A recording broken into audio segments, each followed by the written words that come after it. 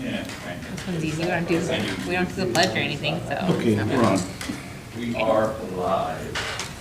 Okay, it is 6:01 on Wednesday, October 4th, 2023. I call the Facilities and Finance Committee meeting to order. All committee members are present, noting. We do not have any public comments. So we're on the HVAC for the junior high bids. First up, GRP.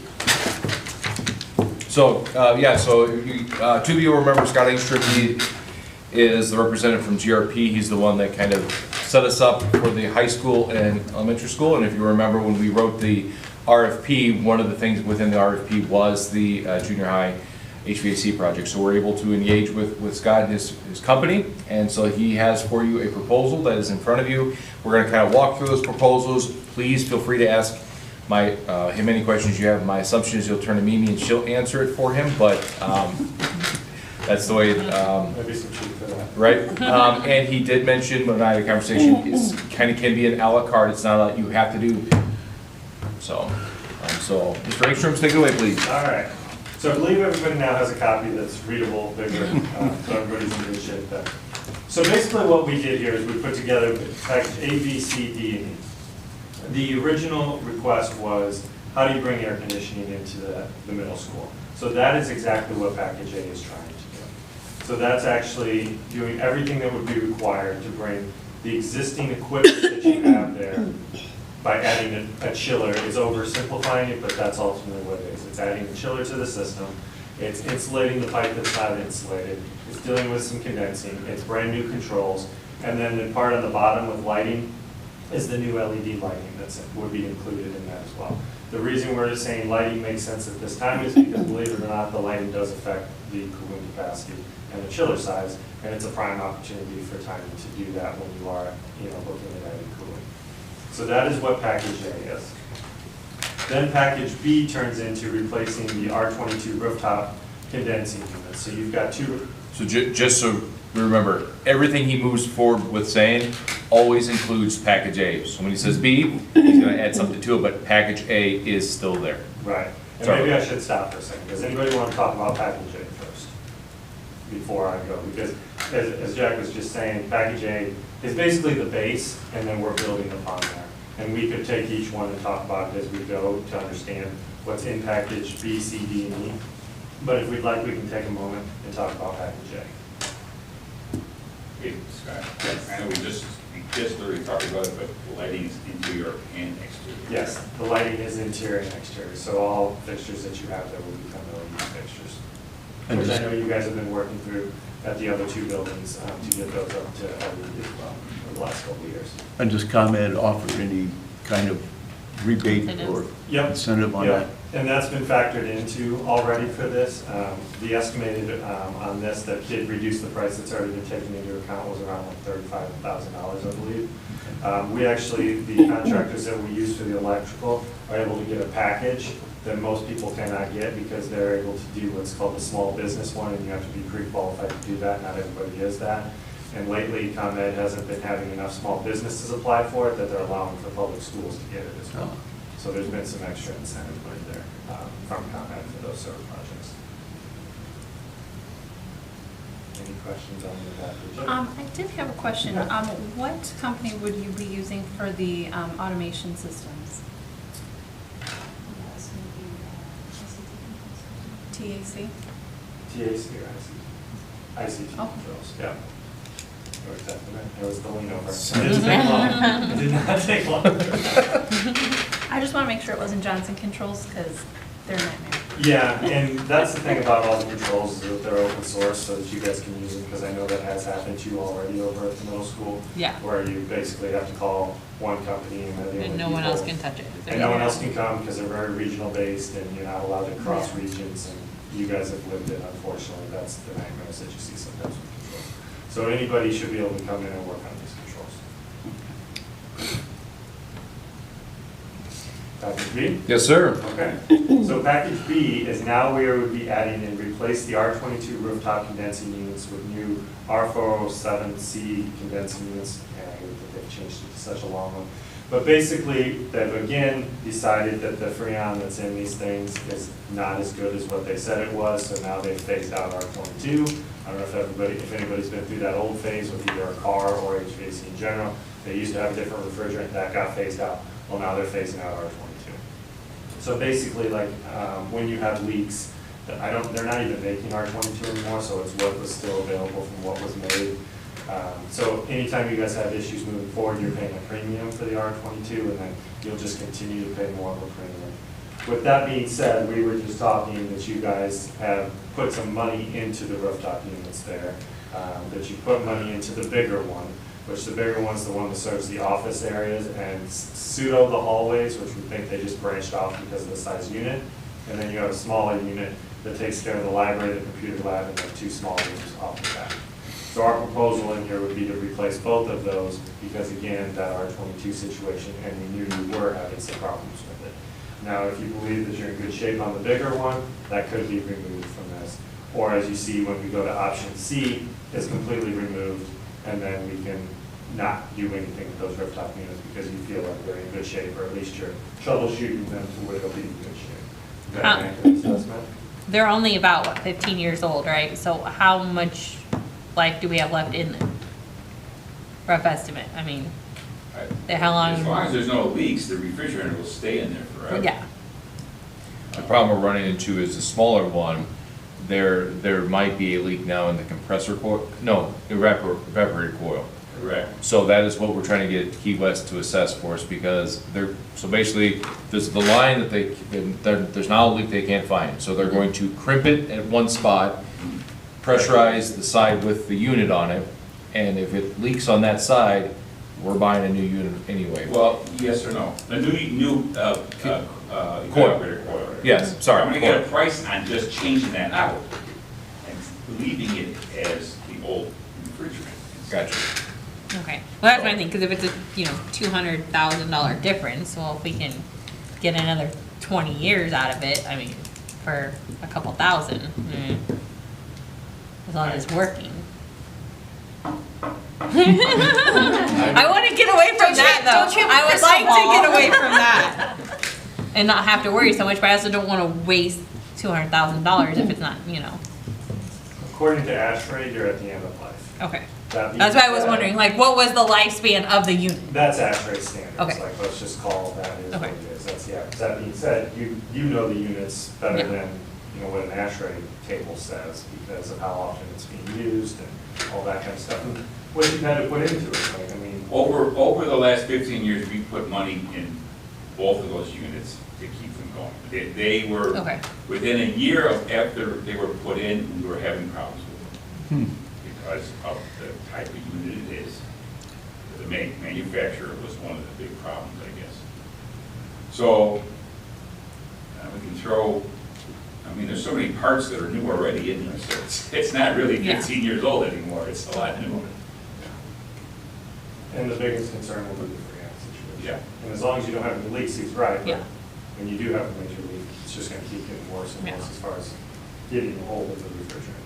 But again, in my opinion, that's based off of an outside engineer coming in, it's at the end of useful life, it's got the R22 in it, it would be time to replace it. That being said, you can put money into it, like you said, it's not really a 20-year-old unit thing. Right. So. Yeah, but it's gonna take us a little while to pay this off, so I'd hate to get this loan and we're paying it off and then we don't have the money to replace it if it ends up breaking. That's the Yeah. Yeah. $2 million question. Yeah, Or at least 200,000. yeah. Exactly. But that is a possibility if, is that something you can change later? Or is that something that would have to, redo a lot of the stuff you would do? No, it is, that's a very valid point. It's basically, it's a standalone unit. Okay. So Okay. you're getting economies of scale because contractors are here with mobilization, things like that. But that being said, if it broke tomorrow, then you order a new one and then you have a new one put on there. The other advantage you do have about both of them, quite honestly, if you move forward with the other HVAC, is it's not space that would keep you from being a too hot day necessarily. Because it is office space, so they can Yeah. just move throughout the building. Or if the other one did act up, it is your computer lab and your library, so maybe you don't necessarily use those while you're waiting for them. Rooftop units lead times have gotten better, they're still pretty long. Chiller lead times are still incredibly long, I don't know if that was mentioned to you guys last time. But rooftop units are getting more back to normal, but back to normal could be, you know, a month to 3 months, depending on what brand and what's available when you call. I mean, just for example, on the chillers alone, we've checked into 8 different types of chillers. You know, 4 different manufacturers, but 8 different types of chillers, just to check on lead times, pricing, and all that kind of stuff. Same thing would happen on the rooftop units when you guys decided, you know, that it broke and wanted to move forward. One's a 50-ton, I believe, and one's a 25-ton. Yeah. So the 50-ton one's a bigger one, those are a little harder. 25-ton is still pretty big. If they were like, you know, anything under 10, those are pretty much more off-the-shelf type things. So these are bigger units that would have a little bit longer lead time if they were. If we did go with replacing those, would we be able to get any money off for the R22 that's recovered from the units that get taken down?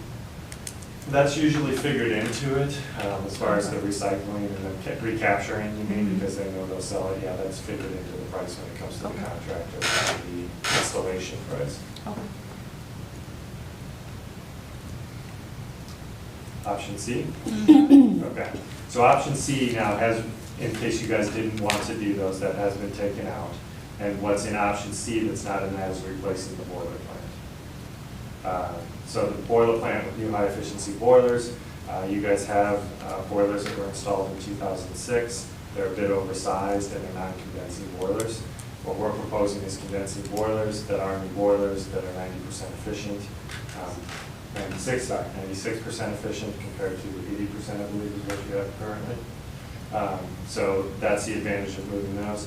Again, that was added in just because we were already here, and that's where we'll get to package E eventually, but the whole idea behind package E is that you're done with HVAC at the middle school. You know, you've got 20 years of not having to worry about putting, to your point, bonding or trying to find money. It's just all done at that point. But that's all that's really added to package C. So it's package A plus the boiler plants. You know, and that's there if, you know, if I came in and you said these boilers were the worst things in the world, then you guys have that option there. But again, I don't think you necessarily have major issues with Yeah, have we had issues with them? Never. I mean, I know the Not elementary said and the that, high I'm school going was, to, but- I know. Well, that's, I mean, the ones we had in these 2 buildings, gosh, I'm surprised they lasted as long as they did, and they And last these boilers forever. are on even in the summertime because of the way the system currently is. It heats the air up, it heats the condition, it conditions the air, so those boilers are on all year long. So, I mean, they're running all the time. Would that be the same case with the high efficiency boilers? Would they'd stay on and run all year? Yeah, but the advantage, and that's where the condensing, I don't know if everybody's aware of what condensing does, but I oversimplify this. She probably will shake her head, my engineers do want to do this, but condensing gives you a bigger variation. So like when it's calling for a certain degree temperature, a condensing boiler can go from, I will say 0 to 180. It's not truly 0, but this makes sense. Whereas your boilers currently need to run at the hottest temp all the time. So like that efficiency is a big deal in the fact that you can modulate more with a condensing boiler than what you can do with your current boilers. You have, I don't know how many stages are on your current boiler, but you have a few, whereas condensing has more of an up and down versus up, stop, stop. If that makes sense on its way up. And you're running, like you said, you're running your boilers for dehumidification. So that you don't have a high humidity level in there. You are running year round, and you're running less efficient boilers during that period of time. Again, though, to the point of the question on the rooftop units, if the boilers went down, it doesn't affect anything we're doing now, if you did the boilers now or did them later. Again, some economies of scale, but a boiler project is a pretty good sized project either way. So it's not even that much on mobility that you would be saving. You could do it at a later date when they did act up. You do have 2 boiler plants over there. So if one went down and you're like, okay, we've lost one, starting to get more nervous about the other, at least you're not closing school. I've got some customers that only have one, and then I would push a little harder on them to replace it. Because when that goes down, you're not having school. So we're always about redundancy, which you do already have some redundancy. What would be the fuel saving on the new condensing over what we have? Good question, and number we haven't run yet. upgrade. But I can run that number, but I will also say that more efficient, not enough to justify the cost of covering the new boiler. So you would see savings, but it's not enough to say, Yeah. Mhm. replace the If you boiler don't need based it, off yeah. the savings. Okay. So the rooftop units, quick math, you've already noticed about $200,000 upgrade. And the boiler plant, I believe, is about a $350,000 upgrade. Is that a fair, I know it's rough, I okay. should have written it down. Yeah. No, it's Yeah. fine, I just want to make sure that I'm reading 1.5 this. to 1.8, yeah. Yeah, Correctly. you're reading that correctly. Then the last, not last option, but another option, again, taking out the rooftop units and the boilers, because I think those have been good discussions as far as what you guys want to do, is the unit ventilators and right-sizing them for the unit, for the classrooms. So currently, your unit ventilators, again, from 2006, not sure why it was done. It could have been because of code back then. It could have just been, CYA from the engineer that designed it at the time, but they're oversized for the space. So they are too big. They're bigger than what's needed, which when you add cooling to that is a factor because basically cooling is also part of your dehumidification. So when you have a unit that satisfies real quickly by being oversized like this, it brings humidity into the space. So you're better off to slowly cool something because it's constantly dehumidifying that outdoor air and running all the time. Whereas when you've got units that are oversized, it's more bang on, bang off situation. So when they're bringing in that, they may reach temperature and then they turn off, but it's gonna feel muggy-ish in there because of the humidity. It's kind of that dry heat, wet heat situation. Same goes when it comes to cooling. You know how you've looked at a thermostat, if you've been somewhere in like a humid climate, you're like, Jesus, still feels warm. It's because it didn't have an opportunity to dehumidify. So by right-sizing the unit ventilators, it actually will let them oscillate up accordingly so that they can dehumidify as they're doing it rather than popping off, reaching temperature but having a lot of humidity and turning off.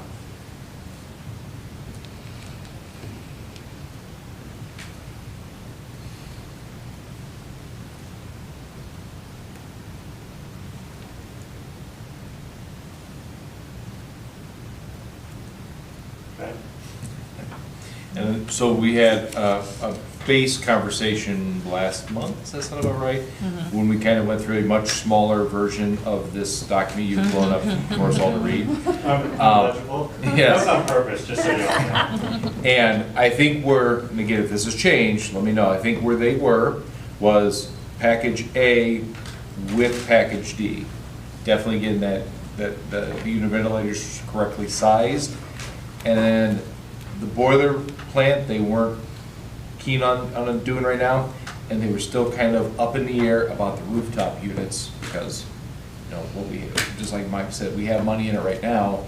But I think is that a correct assessment where you guys are at, or? Yeah, and I mean, and like he stated, the same thing, if they do go down, it's not interrupting school. So just out of curiosity for the rooftop units, like if we're thinking, okay, we might eventually have to replace them because, leaking or the coil goes out, like what do those run individually? Do we know?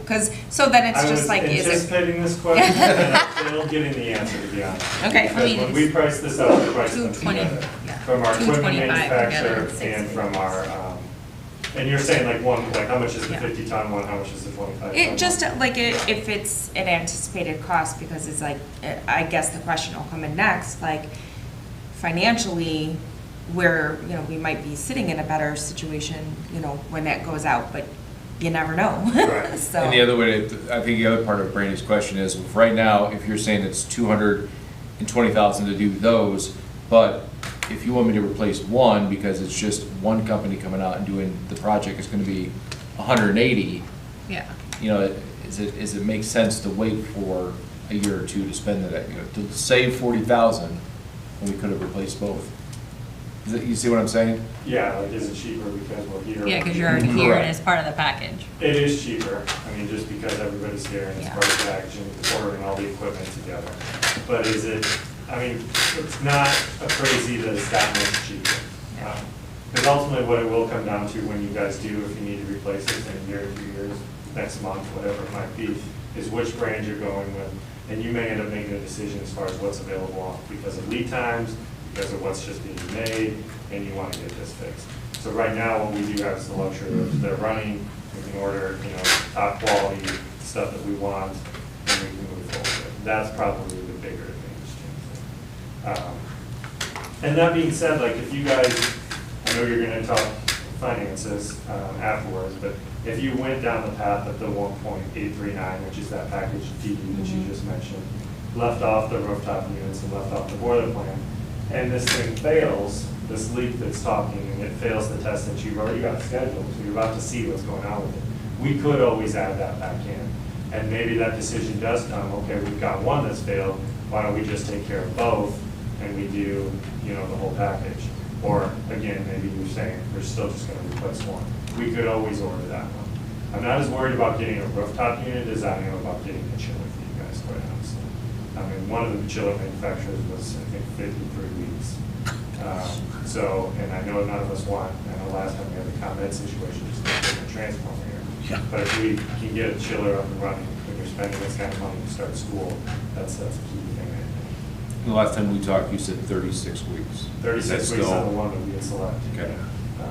And we did get another chiller manufacturer that now is saying that they can do it in, is it 25 to 26 weeks? Yeah, 23 to 25 weeks.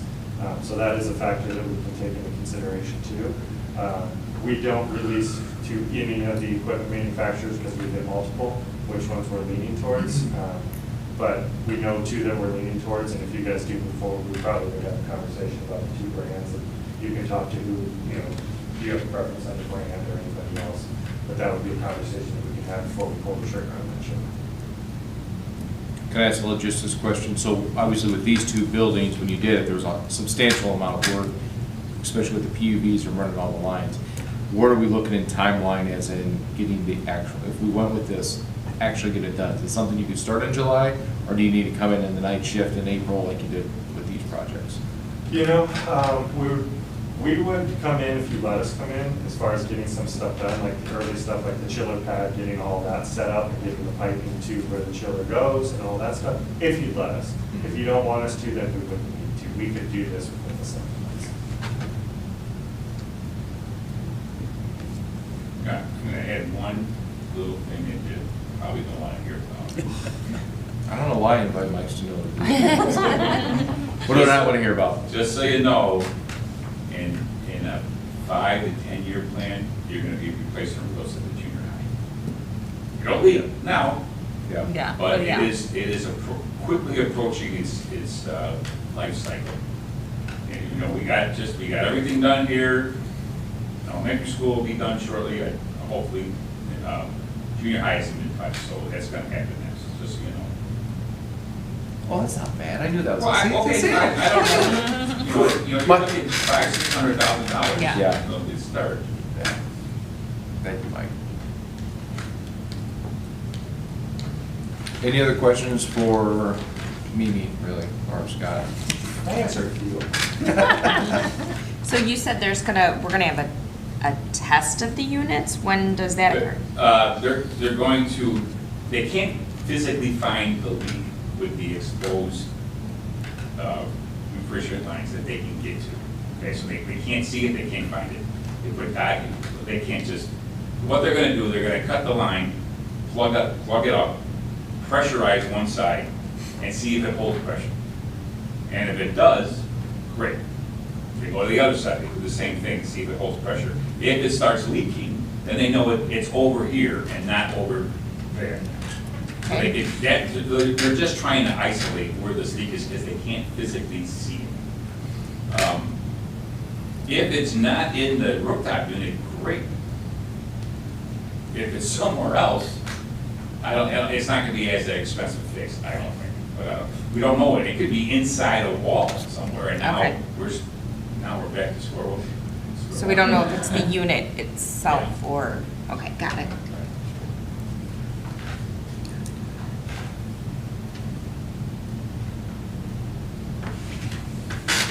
All right.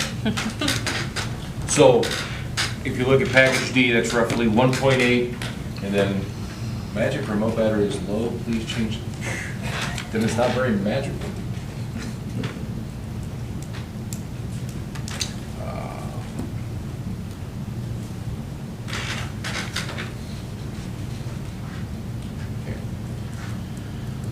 Where's Joe Duncan at?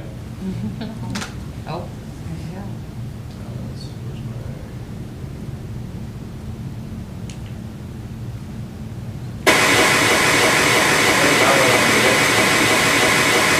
I have a much better presentation than that. But not that. I don't know, yours is bound to get, it's impressive, I like it. It's supposed to audit the tax plan passes It's things. all in the binder, right? Good. Thank you. I'll get there, I promise. If it makes you feel any better, I'm gonna use my glasses for this one. We do print small, we are not light engineers. Oh, no, we were Architects, just giving so them our. Hopefully not quite as bad, but. I don't think you saw the first one, it was real bad. Well, while we're waiting, I'll introduce myself. My name is Nate Fretz. I'm a public finance banker with Stifel Nicholas. My associate and colleague, Steve Marr, was going to be here tonight, but he could not make it. So you're left with me, you're stuck with me for a few minutes this evening.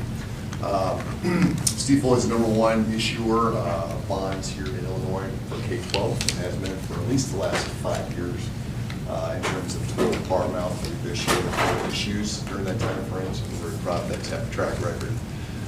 We specialize particularly in smaller districts, but we work in a broad range of districts all over the state. So it's a pleasure to be here this evening and walk you through a little bit more of your current debt profile and possible options for financing this project. Keep going, Nate. Keep going? All right, well, glad I could print something out for you, so we have the printed version here. No pressure, Jack. If you turn to the first, actually second page there, this is a quick synopsis of the district's overall debt limits here. You're probably all somewhat familiar with the statutory debt limits in Illinois for unit districts such as Beecher. As a function of your total EAP, so your 2022 EAP was just a shade under 198 million. 13.8% of that is allowed for your total statutory debt limit, which is 27.3 million. You have no outstanding bonds, so your debt limit is that full $27.3 million, which is a great place to be in. So, any quick questions on just that limit?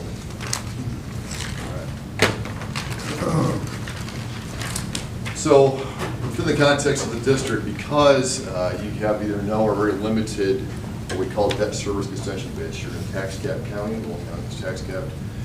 That means you are very limited in the options that you have for borrowing. So we're going to present a couple of options tonight to help alleviate that are allowed by the state. The first of which is debt certificates. So it's really, there's actually 3 options. I'm going to cover the 2 that are not referendum based. So there's building bonds, which we should go to referendum for. Obviously, you're on the time crunch here with these projects, so that's off the table. But the other 2 are not referendum based. First one is what we call debt certificates. I oftentimes like to kind of equate these to an installment loan. So they are essentially bonds, but it's really more of an internal installment loan to finance any project that you might have. So debt certificates can only be used for capital projects. They can be repaid from operating funds of the district or any other available, legally available revenue source, except a bond interest levy. So these are not levy bonds, they're not being charged to the taxpayer directly on that end. Debt certificates typically offer a little bit of a higher interest rate because of the lack of the security that's involved with the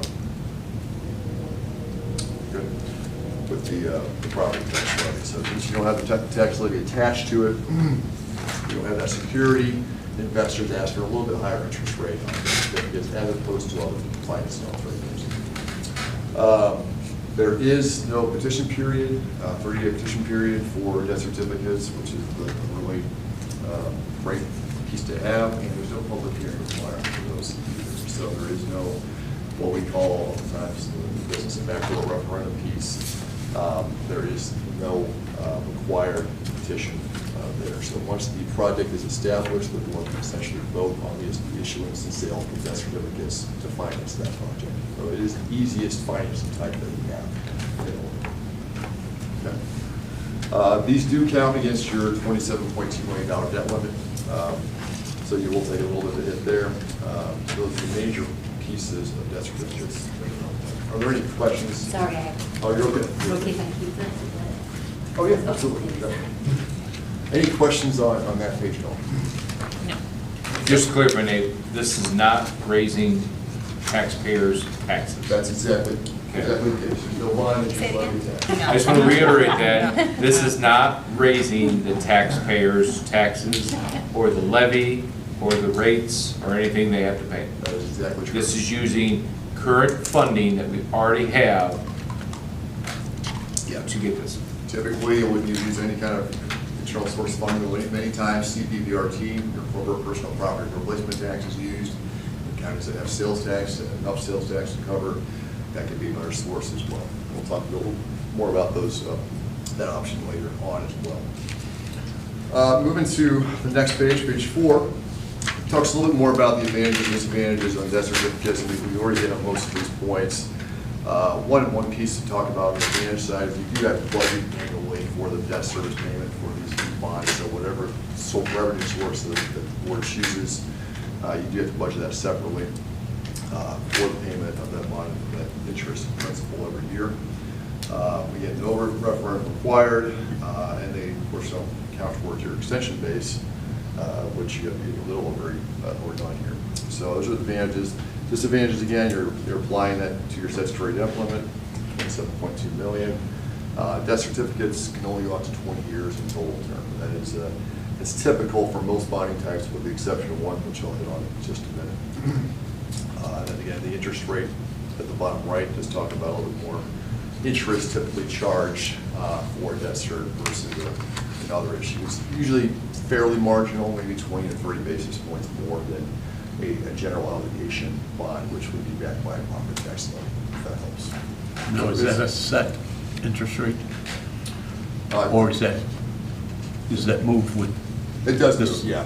The market will dictate that at the time we sell those debt certificates, just like we would a bond. And so typically speaking, that interest rate will be a little bit higher than another bond or an alternative. Great question. All right, any other questions on that page? All right. Page 5 is an illustration of some potential borrowing or financing amounts, to kind of give you a kind of a range of what you could be working from based on dedicating from $300,000 to $400,000 a year in debt service. I didn't do that, I just wanted to explain that immediately. So I'll start at the right there. I'll start with the lowest amount. So we just ran some initial numbers. These are run at essentially a market rate today, as if we sold these debt certificates today. If you designated $300,000 of revenues from the district and wanted to go out 6 years of borrowing, your estimated proceeds would be right around $1.5 million. You go out 9 years, about $2.1 million, and then 12 years, about $2.6 million. And then as you move further to the left there, if you increase that by $50,000 annually, you go between $1.8 million to just under $3.1 million. And then if you increase it to $400,000 annually, you can go between $2 million and $3.5 million overall. So it kind of gives you an initial range to work from as we look at the best option. Again, it's always great to have the project amount in hand, the total amount that the district is looking for, and then we work backwards from there to figure out what your options are as far as how far out you want to go and how much the district is willing to spend annually on that debt, which is what we do for you. Need to click right there, we'll go to the next page. All right. Apparently, my presence at that table is not working. There we go. Thank you. All right. The additional option the district does have is what we call an alternate revenue source fund. So these aren't too dissimilar from debt certificates, although they offer some additional benefits to both the investor and the district. So they are issued for capital projects or operating expenses, so there's more flexibility here depending on the revenue source that you use. Again, you do pledge a revenue source just like debt certificates. Again, it could be CPVRT, it could be an O&M revenue, it could be PDF or state aid, or sales tax if you have that available here. And then you have to pledge that and budget that, so that money aside once that's received annually for the following year's principal and interest payments. This does include a levy, so we often call these double-barrel bonds. So essentially what that means is they're backed by two things. They're backed by the revenue source that you choose, and they're also backed by a secondary property tax levy. Generally speaking, boards every year, in December, when you're doing your tax levy, will abate that levy every year as you move forward. If by chance you don't have the property, you don't have the revenue source available to cover your next year's worth of principal and interest payments, in theory, that could put the property tax levy into play, unless you pull up another revenue source to cover that gap. So we've seen districts occasionally miss that abatement, so that's key, and we do work with districts to make sure those abatements are done every year timely, so that the property tax levy never hits the tax rolls. And yeah, that's due to the county by February every year to make sure that, again, it doesn't hit. But when those bonds are issued, the county does receive a full levy at that time, and then the expectation is the board will abate every year moving forward. So I have a quick, so for this, could we have money in reserves, could we use that as like our backup or whatever, so it wasn't even tied to the levy? Well, you still have to levy it, but what he's saying is if PPR, let's say you designate 400,000 for PPRT. Yeah. And we only get 370, we would have alternate revenue sources, like Okay. EBF, that we would use to pay that extra money off and still abate that. Okay. But that's, no matter what, you have to levy for this Exactly. kind of bond and then later abate it. It's a fail-safe is what it is, so it protects the district, should potential for default happen, which we really haven't ever seen that happen in certainly my tenure, most of my team's tenure, I don't think we've seen that happen. So usually, that's not an issue. And one reason it's usually not an issue is because under state law, you're required to demonstrate a pledge of at least 125% of the debt service. So that means if you're pledging $400,000, for instance, of CPPRT, you can only use 80% of that money. So you can only use $320,000 of that pledge every year. So there's $80,000 left over. That's kind of what we call a fail-safe or an extra bonus in case the revenue stream that year or any year thereafter is lower than that $400,000 that you're expecting. If that makes sense. So the state does require that, and that's actually built into the documentation for those bonds. These bonds do, unlike debt certificates, have what we call a petition period, a 30-day petition period. So if you get 7.5% of the voters petition, that can turn this over to a referendum situation. And of course, there's a binding hearing too, which again, the binding stands for Bond Issue Notification Act. It's just a public hearing you have to have, similar to a budget hearing or a tax levy hearing. Just allows them to have public participation in the process. These bonds do not count against your debt limit, so they don't count against it all against the $27.2 million, unless that levy ever gets enacted, which we would never expect. So, any questions on that revenue source bond compared to debt certificates? So again, the big key takeaway here is between the two types, debt certificates are easier to get through the process. And you don't have a petition period at all, so that's a benefit to the districts not to worry about it. It can shorten the timeline a little bit to issue. In either types of these bonds, it's typically 60 to 90 days to get everything issued and have funds in hand actually close the deal. So, Any difference in the interest rates? interest rates as opposed to Between the two. Yes, debt certs will have a higher interest rate, generally speaking, versus the ultimate revenue bonds. So there is that flip side. There's open there. Great question. If you're looking in the, we quoted out time frames in the 6 to 12-year term on bonds. Generally speaking, if you can keep the issue under 10 years, we would look to probably do what we call private placement of those bonds. That means we're not going to the general public at large to sell bonds. That allows us to go out and bid these bonds up to 25 banks, typically speaking, local, regional, national banks, We usually determine that list with the help of administration here to figure out what local banks may actually like on those bonds. We would prepare what we call a term sheet, which is a big document, similar to just going out and doing an RFP. We would send those out to the banks, give them approximately 3 weeks to respond and get bids back, with the hope that we get several bids, at least 3 to 5 bids. And the benefit that Steve offers, that my team offers, is the ability then to look at those bids, go back to our underwriters who know the market better than anybody else, to say, hey, are we in line? Is this in line with where the rates are now? And if not, are they too high? And if they're too high, I can go back to those banks. I can say, hey, give me your best. We're above the line here. I don't want to short the district as far as interest on these bonds. So we were able to negotiate that on behalf of the district as the placement agent, which is what we would do in that particular situation. Once you hit that 10 to 12 year mark on goal maturity on bonds, and then you're looking based on the current market for the public issue, which is a little bit more expensive than a private placement because you have to get a bond rating, S&P and Moody's would be able to rate the bonds, rate the district for the bonds, which is a minimal cost of $14,000. It could be higher depending on total issue amount. You have to have underwriters council, so there's another piece similar to bond council for the issue. And then there's what we call an official statement, which is a very large marketing document, which talks a lot about the bond issue and the district. It has to be done. It does have more time to the entire puzzle, and it is more costly to do so. So the benefit there is, versus private placement, is we're advertising essentially to the really big dogs all over the U.S. And so we have a huge marketing department of retail investment bankers who go out and market those bonds and try to sell those for the district to the big dogs. And I'm talking about your insurance companies, your bond mutual funds, similar high net worth entities like that. So a little more expensive than a private placement, but 10-year threshold is kind of where we're at. And we can maybe stretch a little bit, maybe 12 years, but it just depends how the market is.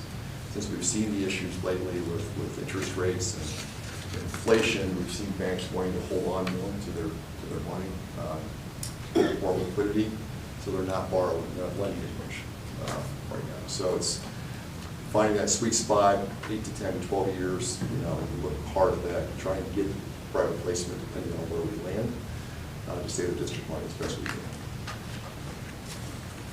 So with knowing about the amount of money we're looking to possibly want to sell bonds for, which one of those two options makes more sense for you? It's really up to the district. From a practical perspective, the debt certificate process is the easiest one for the district. So there's really only one resolution, and that's the final sales resolution that the board would approve to do that process. With the alternate revenue bonds, there is what we call a resolution of intent that essentially establishes the beginning of the process, and will establish a dollar amount during that resolution to essentially set the cap amount that can be borrowed, right? It doesn't have to match up to what the final amount is, but it has to be at or above that amount, right? Usually I always recommend we add some buffer zone in case there's some increases between the time we get original quotes and the time that we sell the bonds. So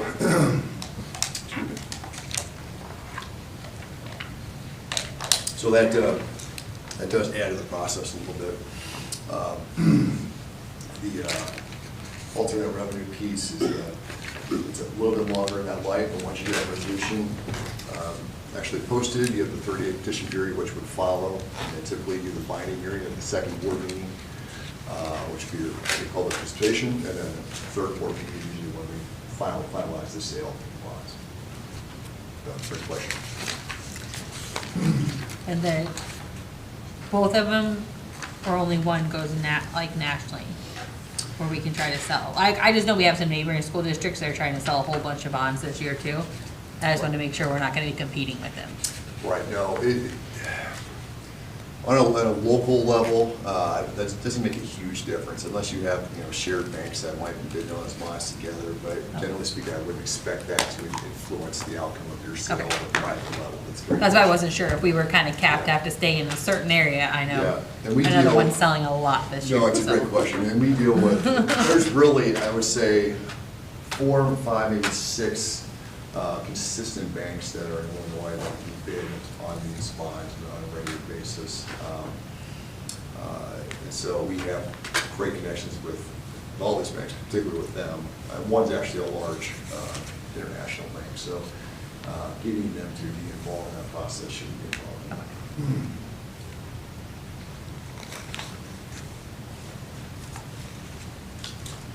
And if you do the debt certificate, once you start paying it down, does your cap then also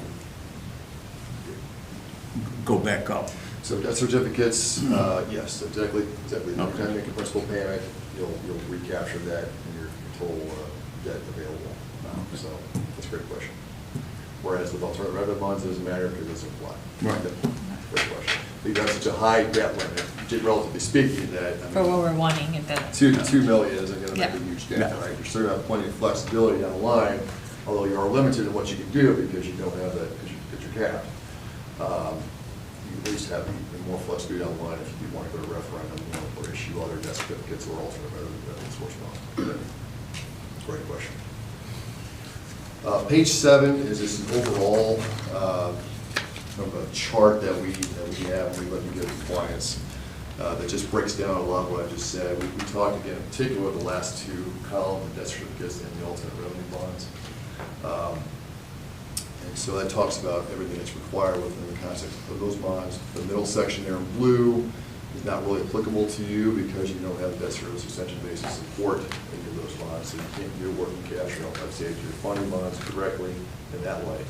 And then that red column there on the far left is your voting bond, so it's obviously not what we want to do at this point, but that's essentially your sixth option to think about. One thing I did not mention is alternate revenue bonds can go out to 40 years. So there is another difference between the two types. We typically don't see that or recommend that unless there's a huge need for it. It's because you don't want to exceed, you actually can't exceed the life of the asset that you're purchasing. So if you're buying a 30-year unit for the roof, for instance, or more, legally speaking, you can actually issue bonds longer than that. But in theory, you can go out to 40 years if you have the asset life to back it up. And then the final page there is just a quick look at the interest rate environment since January of 2020. Of course, we all know that the interest rates have climbed pretty significantly, especially since the start of 22. And we've seen even a slight uptick since the last federal meeting 2 weeks ago now, I believe it was, of about 10 to 20 basis points, maybe a little bit more. There's a lot of uncertainty in the market. That has continued because of the shifts you're seeing there with the interest rate. That uncertainty, again, is kind of scaring a lot of banks into lending, into not lending like they used to. So it is limiting our market as far as that is concerned. But again, with a smaller issue and a term that would be under 8 or 10 years, there should be no issue getting out there getting a private placement with a bid process at hand. But if by chance that doesn't work and bids don't come in where we would like, we can always go public after that. So we have that, we flip that switch at that time to do that for the district.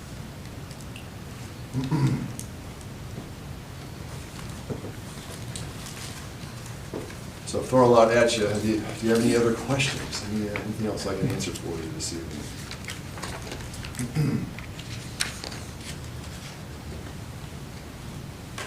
Well, what's the typical interest difference between the two? I know you said AR typically lower, how much lower? Like Yeah, we're that's a talking good 0.5%, 3%, I mean. No, it's usually, I would say 20 to 30 basis points tops. So it's 0.2 to 0.3%. So it's not a huge difference. It could be a little bit lower, but it just depends also on the market. Yeah. So it's a great question. So on a $2 million issue, for instance, it's not going to be a huge dent. It will be a little bit of a bump from the ultimate revenue. Yeah, but not.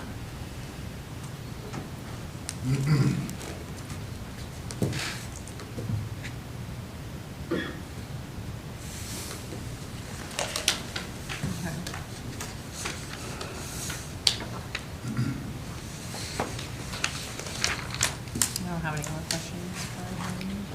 No? Thanks, Thank you. appreciate it. You're welcome.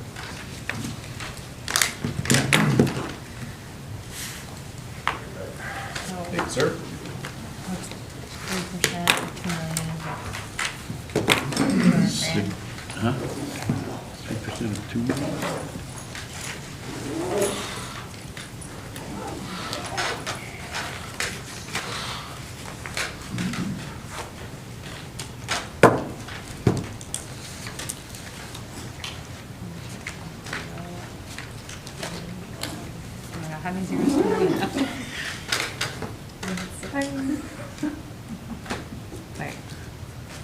60? What are you guys trying to figure out? It's like 3% of $2 million. What's 3% of $2 million? Yeah, like 60 grand? Yes. Okay. 2 decimal places lower. Yeah, that's what I did. Okay. Just trying to figure out how much this would cost us and all, you know, come into it. I should say that once we have good solid figures that the board wants to move forward with, we'll take the numbers and make a much more accurate chart. So I can get all that to you within a couple of days' time, like last time, if not the same day. That's what we do for us to do. So once we have a decision made, we can back into the options and the board can decide how far out they want to go and how much annual way we want to allocate. I mean, as of right now, we're budgeting will be about 400,000 in the black, right? Like our budget. Next year? Yeah. Oh, no, it'll be more than that. But that's a safe bet, so Oh, yes, if we if take, you wanna if we be very take 200,000, I don't wanna do four, I would, like 200,000 a year, that'd be a 10-year loan for 2 million. Well, you have, add your interest, this is probably about 250. If you want to go 10 years for 2 million, you're about 250. Close. Cause we have to start saving for a roof, we have, there's things. Well, you know. so what I'm also suggesting is that we also include the elementary school roof project inside this bond purchase. Okay. So if you guys chose package D, which is 1.8, and Mr. Stonula lowball 130 to 140 for the elementary roof probably? Oh, no. No. Wait, I had it. Consider mine. Look at this. Oh, Just okay, he's happening prepared. Low ball would be 237,000. So you're looking Ouch. at about $2 million. That's comparable to what we just, because Well, it's. yes, because there's about almost 22,000 square feet of roof that would be replaced. And what was done at the high school? What was that? Yeah, how much was done at the high school? I thought it was a similar size. Boy, I don't remember. Oh, But okay. It's, the advantage here at the elementary school is that it's a 2,000 addition, so the insulation is greater. So I was figuring about $12 a square foot. If we had to replace and that's what we did here. Right.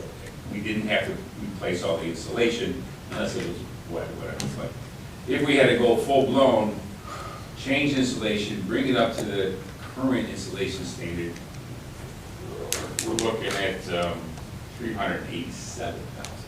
I'm not expecting that, so this is where I'm saying the low ball would be 237. To all the black roofs that are there now. Which is above the 4th and 5th grade wing and the lunchroom. Lunchroom. And did you happen to look at Miss Miller's room? Is that? Yes, that was done a few years ago.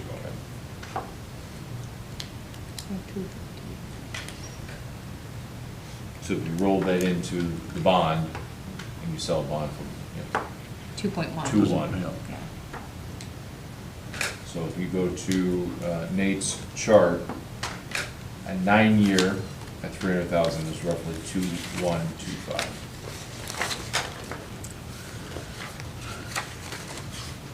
Yeah, Oh, yes, for Yeah. that, we're good, that's for your. 300, page 5. And then it would be paid off by the time if we don't have enough saved up for the junior high roofs, we may have to do the process again. That's it, before the big projects we know that's gonna come up, it either needs to be paid for or at least saved up for. Right. And fingers crossed, over the next 9 years, 10 years, We shouldn't need anything else.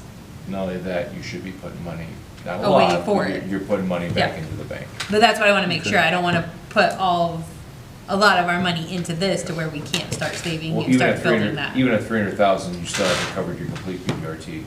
So, I mean, you're not even dipping into EPF yet, you're still just, what your Yeah. personal property taxes are. Cause I mean, everything's gonna go up, cost increase and stuff every year too. Okay. If I made my recommendation, could be the debt certificate. I know Nate said I'm really hesitant to go back out and tell our community, hey, I promise you we'll always abate this, but we need, I don't think that's. We've been really- trying to explain it. Yeah, that's No. not beneficial. It's to not what- gonna go well, it to never does. what we would want our community to understand. Yeah. With the debt certificate, it's money that we know we have, it has nothing, I mean, it has everything to do with taxpayers, obviously, but Yeah. it's not asking them to Hey, Matt. foot the Or bill more. or promise something to us. No. And I agree with Nate, there's no way we would ever default on that and have to No. go to that non-abatement, but that is just not something that I even want to broach the subject of. Yeah. And I mean, that's why, I mean, technically, we have it in reserves, but you Well, spend right. that amount, then, Then you no. don't have it. Yeah, Right. and Yeah. that's not a smart move. So, Strongly recommend not pulling it out of Yeah. reserves. That's no point. yeah. But that's our options. We can either save and pay cash, we can pay reserves, or we can get a debt certificate. Correct. And that's what we have to decide. Do anything else out of No. our wonderful guests? Otherwise, I will let them Yes. start on their Yes. long trek Yes. home. Thank you. Very good, good presentation. Yes, thank you. Thank you very much. Yeah, if any questions come up afterwards. figure it out. Absolutely. Thanks. Same here. Will do. Have a good night. Good seeing you.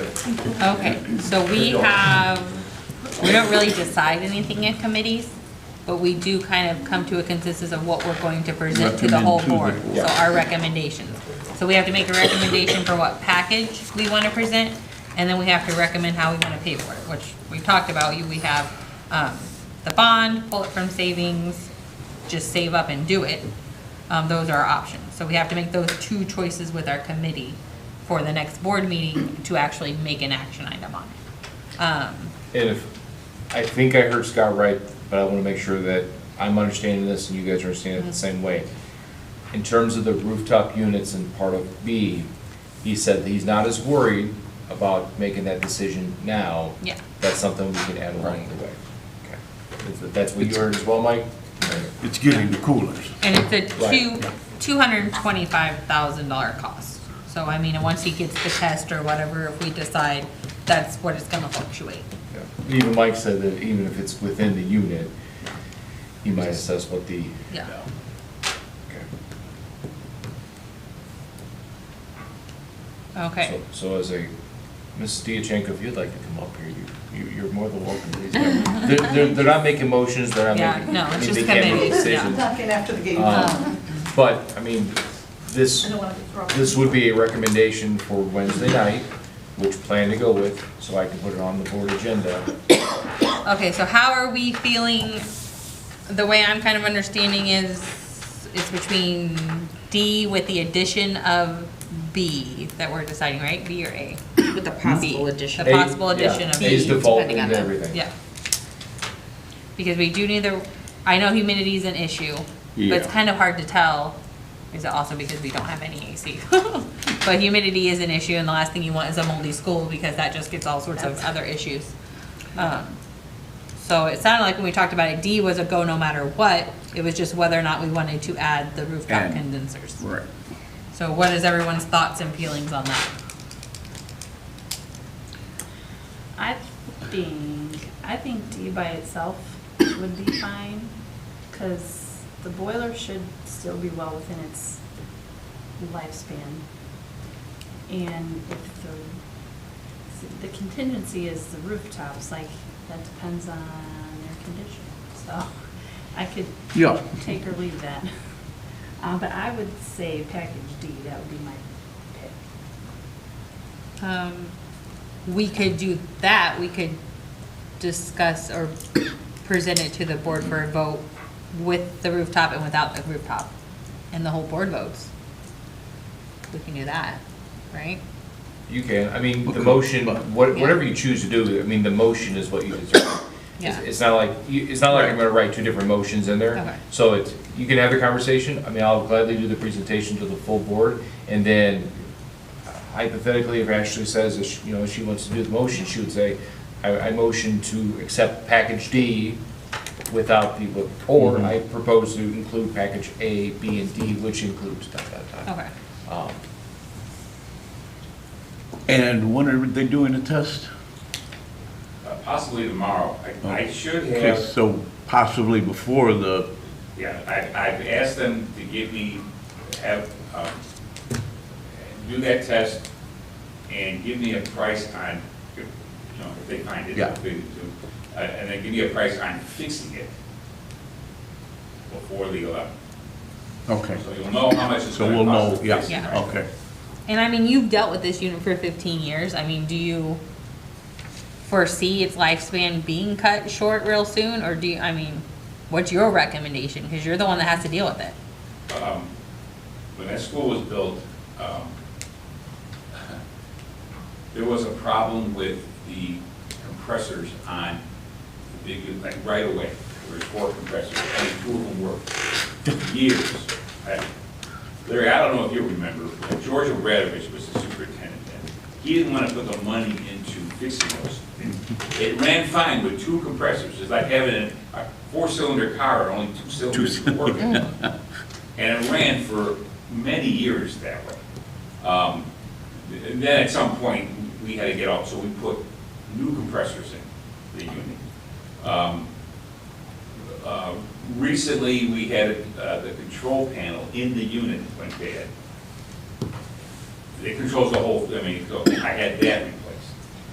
We've had disconnects replaced, we've had, you know, it's been taken care of and maintained way better than when the school was built. I wasn't here then, but I know that it wasn't maintained for a few years, and then we have been maintaining it. My conversations with Key West Mechanical, who is servicing everything at the junior high currently, they said, no, if it's working, it's working, and there's no reason why it's not, it's just gonna shut down. So we have put a lot of parts into it, and it should last for, it's not gonna last for 20 years, but it's gonna No, last for a long but time. I mean, the cost difference is roofs. Yeah. I mean, honestly, if you think about it, replacing them is almost the cost that it costs to do the whole Right. roofs at the elementary. If you've taken care of them and you're the one dealing with them and they're gonna last, there's no need to replace them. Even though they say they're that old, like you said, if you've replaced most of the that fail, Yeah, right, it's not a 2005 Yeah. or 2007 unit anymore. Okay. If there is an evaporator coil or something that has to get replaced, it's not gonna be, it's gonna be a fraction of this Okay. $200,000. And now you've got basically a rebuilt unit. yeah. If they, I mean, they're, you know, I don't know if this is replacing the way that this was, I should have asked Scott, but if this is, see, it says on here, replace the condensing units with new condensing units. It's not replacing the entire. Now your unit? Ah, So, Whoa.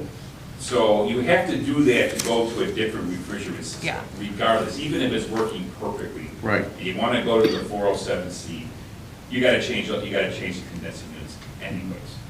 So, it's gonna be the same McQuay unit that's up there, it's gonna have the same control panels, it's just that some of the insides are gonna be changed out.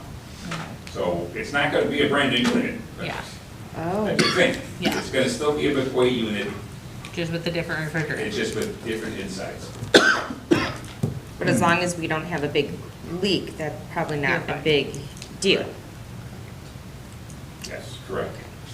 Thank you. Okay. My vote would be recommending D Mine also. and putting that extra money into the roofs.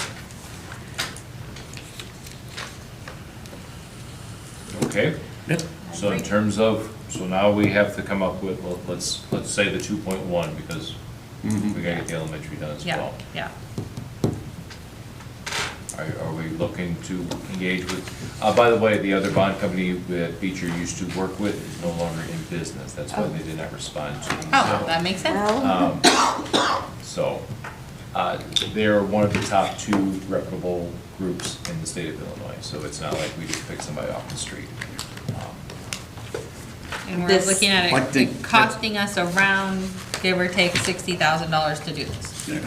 which for a 10-year, not building out of Yeah. reserves is nothing. So it's Yeah. 60,000 over a 10-year span. Yeah, that's And I very think the acceptable, I debt think. certificates are the, Yeah, yeah, Yeah, that's, that sounds like. And I'd like to say it one more time, because Mrs. Diachenko was in here when I Okay. said it 3 times.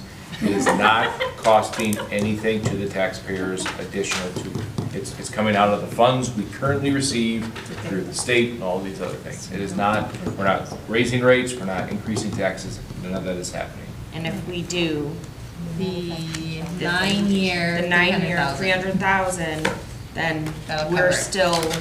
we are still able to then put money into our savings as well. Yes. So that hopefully we Based on can, our- when it's time to pay for the junior high roofs, we just write a check. We don't do this again.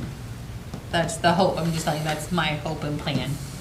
I mean, Is that we, well, is that you have to, you start 8 to saving. 10 years, I'd love to have Yeah. that conversation. I hope the answer- I know. Hopefully, I'm still here, and hopefully But the I answer mean, is yes. that's the hope, is once we're in the black, is that we start, okay, we know we're gonna have this project in 10 years. We need to start putting away money, so that Right. in 10 years, we're like, we don't have the money, you know, we need to get away from that more. This is what we're doing, this is the plan, this is what we're saving. Right. it needs to be more of a Yeah. forethought of. Yeah, The goal, my goal, at least over my tenure here, is going to be putting anywhere between $300,000 to $500,000 back into the bank. I understand it's not millions, but No, at but- least it's your back in the black. Because we will have a conversation about a personnel committee, because we do have to start bringing some staff back in that we did cut, cut, so we can make sure that, that's getting taken care of. That was my next question. Like, What's that? all the Oh, things you want to bring back, like Yes. if we can do both, Well, all three. yes. yeah, save a little, Yep. spend a little, and bring back a little, or we're gonna be back, in 20 years, we're gonna be back in the same position, I where we, had a conversation today with somebody, and I said, if I did that, I'm gonna put this district right back to where we were 2 years ago. And so that's where that conversation's now.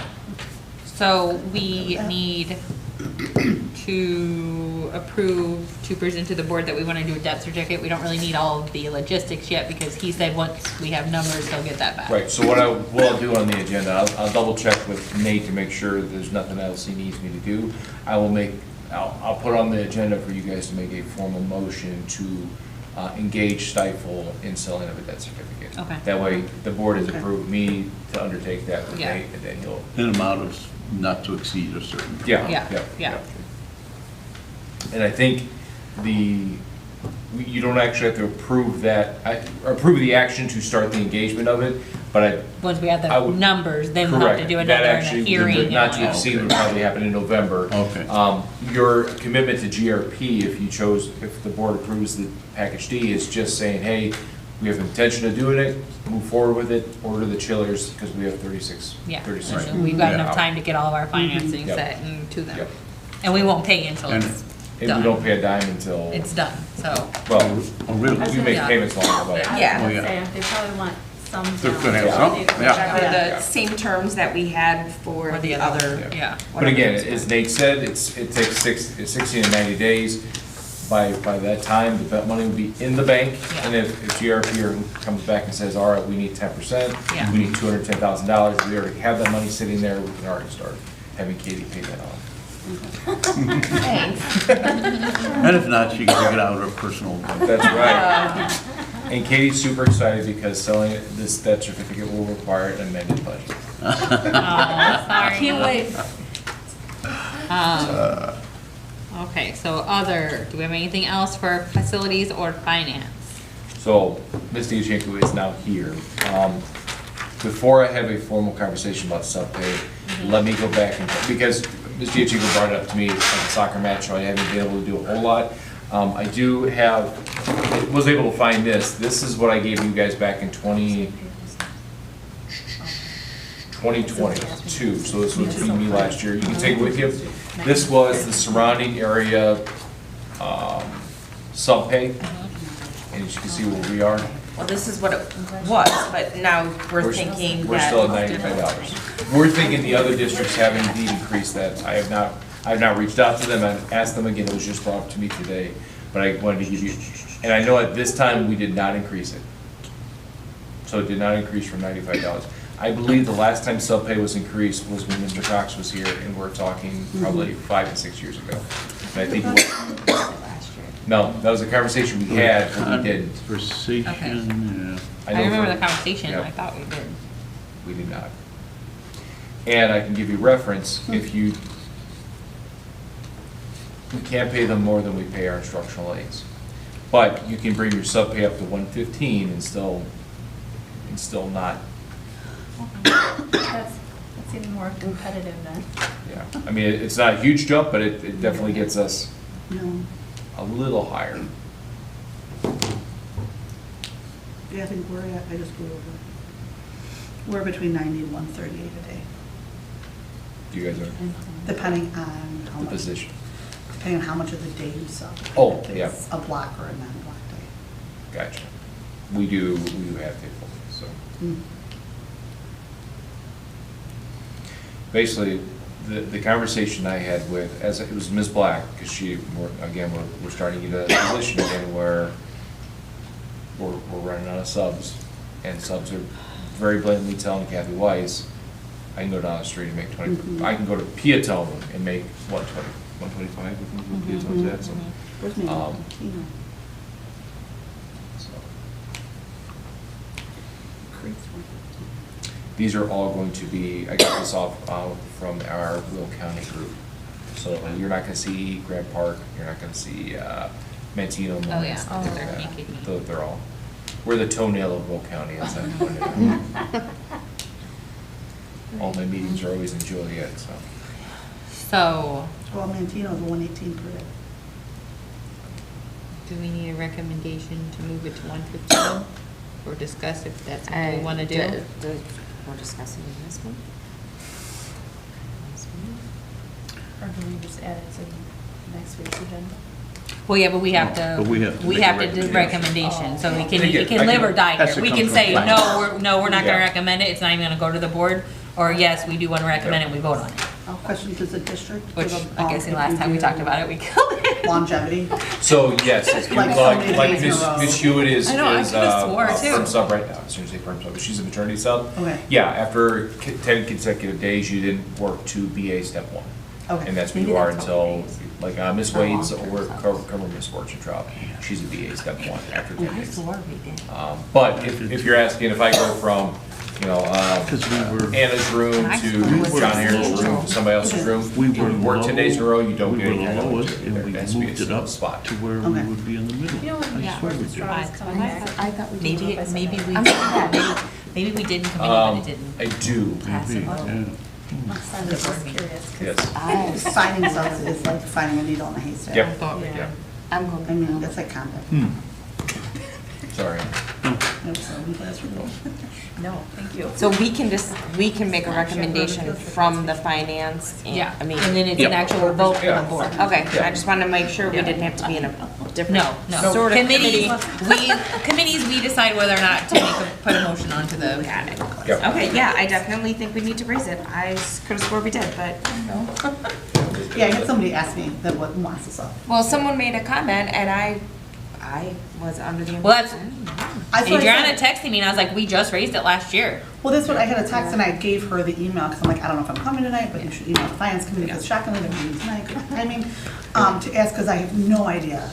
Yeah, because someone said, oh, I can go to, same thing, I can go to Peatone and make that much more. And I'm like, oh, no, I don't think it's that much more. Yeah. There are some schools in the 180s, like by Thornwood, Joel, Oh, well, 200. We can afford that. But they're also, it's a different level compensation. Yeah. Well, I mean, It's I a different, think, a Well, you lot have more to- schools in an area. and you have to, that's Cook County versus Will County, I mean, that's a whole Yeah. different deal. I mean, I think we have to get closer to, you know, to Peatone. Crete Well, 115 puts us with Crete, and that also doesn't make Right, them and we making can't more go than the over- paras. I'm sorry? What was it that we can't go? One, paras. so a para who doesn't have a bachelor's degree makes $15.44 an hour, which is $115.80 per day. But they also get benefits from the district as being part of an employee. Any sub does not. No. So I understand they're making 80 cents more as an aide, but they're also getting health Medical insurance and insurance. life insurance, things like that. They're part of IMRF. There's significant benefits to be an actual employee.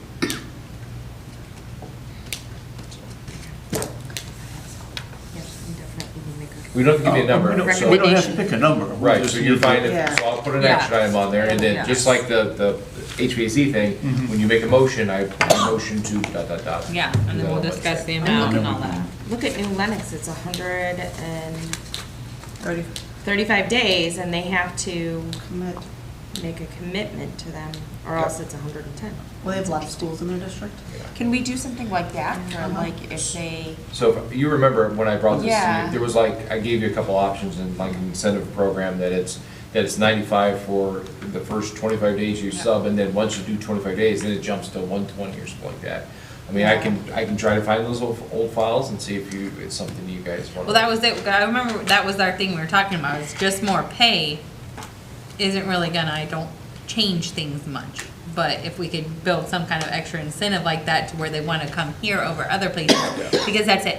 We're not gonna get to 160, we're not gonna, get, you know, Yeah. the way up there, we just can't be that competitive. So we have to have something else. I may go sell up there. And the other concern obviously is when we talked about this last time, Yeah. the economy is in a very different position than it is today.